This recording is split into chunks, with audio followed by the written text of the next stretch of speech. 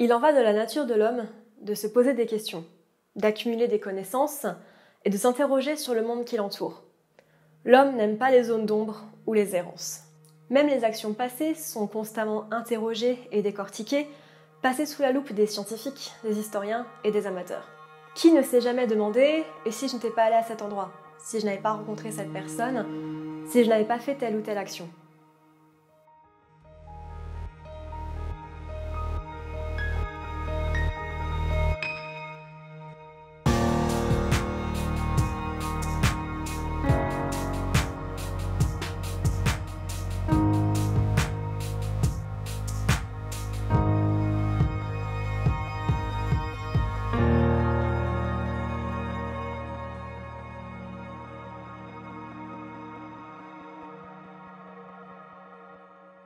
Bonjour à tous, je suis Noémie, bienvenue sur Horizon Universe. Aujourd'hui, nous allons parler des uchronies, un sous-genre littéraire trop souvent oublié car sa parenté au genre de la science-fiction est souvent controversée. Le mot uchronie vient du grec uchronos qui signifie littéralement non-temps ou temps qui n'existe pas et est un néologisme créé en 1857 par Charles Renouvier basé sur le terme d'utopie lui-même créé par Thomas More. L'uchronie est un genre qui repose sur la modification de l'histoire avec un grand H tel qu'on la connaît, très souvent à partir de la modification d'un événement majeur, ce qu'on appelle le point de divergence. Par exemple, dans 22-11-63 de Stephen King, le point de divergence est l'assassinat de Kennedy. Bon, c'est pas une vraie uchronie, mais vous avez compris l'idée. L'uchronie est un genre plutôt ancien, utilisé dès l'Antiquité pour relater des faits de guerre et les modifier. Tite-Live, par exemple, théorisera l'avancée d'Alexandre le Grand par l'Ouest. Cependant, la première œuvre considérée unanimement comme une uchronie a été écrite par Louis-Napoléon Geoffroy Château, Napoléon et la conquête du monde, narrant les événements modifiés où l'empereur aurait quitté la Russie avant 1812. Même Pascal en pose plus ou moins les bases avec sa célèbre réflexion « Le nez de Cléopâtre, s'il eût été plus court, toute la face de la terre en eût été changée ». Vous comprenez maintenant pourquoi sa parenté avec la SF est un peu controversée. Si le thème d'univers parallèle est relativement SF, beaucoup d'œuvres catégorisées comme uchroniques n'ont absolument rien à voir avec la science-fiction. En tout cas en littérature, parce que dans la BD et au cinéma, on verra que beaucoup d'œuvres sont un petit peu moins ancrées dans le réel et un peu plus fantaisistes. En effet, les œuvres du genre les plus connues par le grand public ont pour cadre des éléments ayant réellement existé. Il semble que l'époque de prédilection des auteurs est la Seconde Guerre mondiale et le régime nazi. L'œuvre la plus connue certainement est The Man in the High Castle, ou Le Maître du Haut Château en français, de Philippe Cadic, maître incontesté de la SF, où l'Allemagne nazie a remporté la guerre et où les États-Unis sont en partie sous domination japonaise. Dans le même thème, La part de l'autre d'Eric Emmanuel Schmitt et Fatherland de Robert Harris sont également deux romans placés dans la même époque.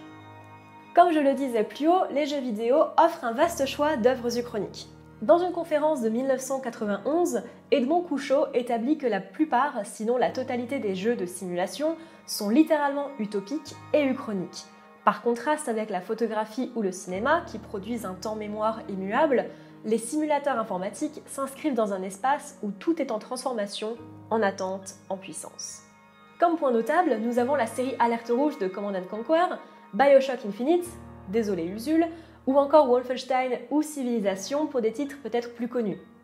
Bien sûr, le cinéma ne fait pas exception, avec de nombreux films prenant pour cadre un univers parallèle. Vous serez peut-être surpris d'apprendre que des films comme Edge of Tomorrow, L'Effet Papillon ou Un jour sans fin sont bien des uchronies. S'ils ne partent pas de faits historiques majeurs, ils prennent bien des points de divergence et réécrivent l'histoire. Mention honorable pour Watchmen, Inglourious Basterds, Iron Sky ou encore le très récent Once Upon a Time in Hollywood, qui sont également des uchronies. Si la télévision ne montre que très peu d'exemples d'uchronie, la BD par contre regorge de pépites du genre. Sérieusement, regardez la liste Wikipédia, c'est absolument fou. Et ce, quelles que soient les époques ou les styles, avec des titres comme Space Reich ou Valérian. Petite parenthèse pour parler du steampunk, qui est un sous-genre d'uchronie. Ouais, on est dans un sous-genre, bienvenue dans Inception. Le steampunk se déroule dans un 19e siècle dominé par la révolution industrielle, du charbon et de la vapeur, steam en anglais. Elle fait donc référence à l'utilisation massive des machines à vapeur au début de l'ère industrielle, puis de l'époque victorienne. C'est un genre très visuel, dont l'esthétique a été marquée par les œuvres de Jules Verne. On en retrouve l'esthétique dans beaucoup d'œuvres, par exemple la saison Néo-Versailles du Visiteur du Futur, mais également dans des œuvres comme Le Nomade du temps de Michael Moorcock, Les Confessions d'un automate mangeur d'opium de Mathieu Gabory et Fabrice Collin, ou encore Adèle Blanc-Sec. L'Uchronie peut paraître un genre presque un peu limité comparé aux possibilités quasi infinies qu'offre la science-fiction en règle générale. Pourtant, plus je découvrais les œuvres qui ont fait le genre, plus je me suis rendu compte que c'était beaucoup plus complexe qu'il n'y paraissait. Loin de se cantonner à des récits de guerre alternatifs, l'Uchronie peut prendre plusieurs formes. Et si on adhère à la théorie des multivers, alors chaque seconde, chaque instant, se dessine un passé parallèle, une nouvelle trajectoire, un nouveau futur et un nouveau passé. Il est aussi intéressant de remettre en perspective notre vision de l'histoire avec un grand H. Nous le savons, l'histoire a été écrite par les vainqueurs. Après tout, comme dit N.K. Jemisin, beaucoup de l'histoire n'a pas été écrite. Face à la censure grandissante de la presse, voire même des livres d'histoire, et à la subjectivité inhérente de nos récits humains, qui ne nous dit pas que notre histoire n'est pas déjà ou ne sera pas uchronique. Merci à tous d'avoir suivi cette petite vidéo sur l'Uchronie, j'espère qu'elle vous a plu. Si c'est le cas, n'hésitez pas à mettre un petit pouce bleu et à partager cette vidéo, c'est très important. Moi je vous dis à dans 2 semaines. Ciao!